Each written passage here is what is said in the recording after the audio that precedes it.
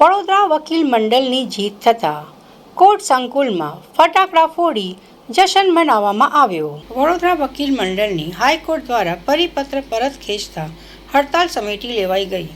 High court દ્વારા A4 સાઇઝના paper અને લિપિ અંગે જાહેર કરવામાં આવેલો પરિપત્ર પરત ખેંચવામાં આવતા વડોદરા વકીલ મંડળની જીત થઈ છે।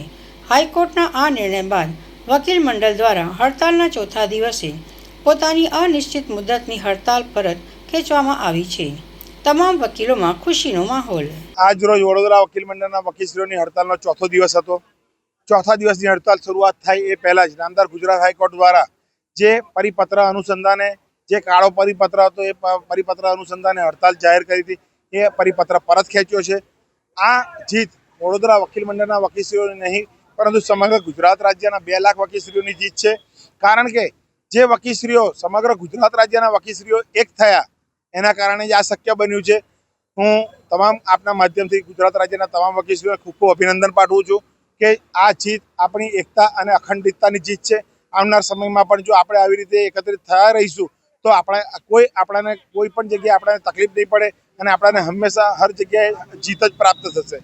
હું આપના માધ્યમથી અમારી માતૃ સંસ્થા એ બાર કાઉન્સિલ ઓફ ગુજરાતનો પણ ખૂબ ખૂબ આભાર વ્યક્ત કરું છું। કારણ કે એમને પણ વકીલશ્રીઓ માટે સમગ્ર ગુજરાત રાજ્યના વકીલશ્રીઓ માટે નામદાર ગુજરાત હાઈકોર્ટને એક પત્ર લખ્યો હતો। સાથે સાથે હું આપના માધ્યમથી નામદાર ગુજરાત હાઈકોર્ટનો પણ ખૂબ ખૂબ આભાર વ્યક્ત કરું છું કે જેમને આ પરિપત્ર પરત ખેંચ્યો છે અને નવા પરિપત્રમાં વકીલશ્રીઓની માંગ પ્રમાણે એ પરિપત્ર બહાર પાડ્યો છે। એ બદલ ખૂબ ખૂબ આભાર। અને હું વડોદરાના તેમજ ગુજરાત રાજ્યના તમામ વકીલશ્રીઓનો પણ ખૂબ ખૂબ આભાર વ્યક્ત કરું છું।